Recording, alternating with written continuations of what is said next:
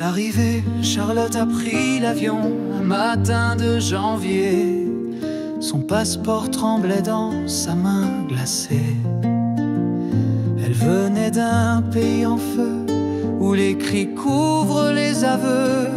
Elle a posé ses valises à Lyon, appris le français avec des chansons, loin des drapeaux qu'on brandit trop haut. Elle cherchait juste un nouveau mot.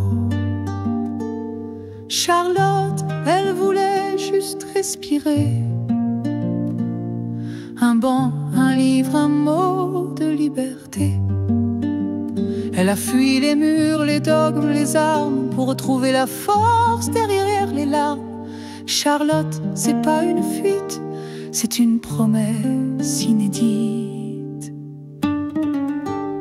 Le déracinement, elle écrivait des lettres à sa mère.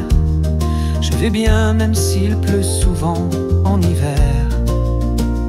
Elle découvrait les cafés, les débats et ce que parler veut vraiment dire parfois. Elle n'avait pas de slogan, pas de drapeau, juste une voix posée sur les mots. Et quand on lui demandait d'où elle venait, elle répondait d'un rêve brisé. Charlotte, elle voulait qu'on l'écoute, pas pour crier, juste pour faire la route. Elle a mis des poèmes dans ses cahiers et des refrains dans ses silences pliés. Charlotte, c'est pas une exilée, c'est une âme déplacée.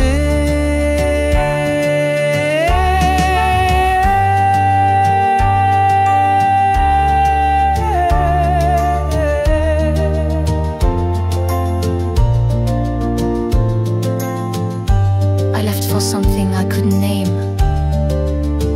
but here I found a little peace in the sound of church bells and words that don't shout. Elle chante maintenant dans un petit bar des chansons mixtes en anglais bizarre. Et quand elle lève les yeux vers le ciel, elle sait qu'elle est ailleurs. Mais fidèle à ce qu'elle est, à ce qu'elle rêve, aux valeurs simples qu'on soulève. Et si elle retourne un jour là-bas, ce sera avec des mots qu'on n'efface pas. Charlotte, elle s'est inventée un chemin entre les langues, les regards, les lendemains. Elle n'a pas fui, elle a choisi, et dans ses chansons, elle bâtit. Charlotte, étudiante et messagère d'un monde plus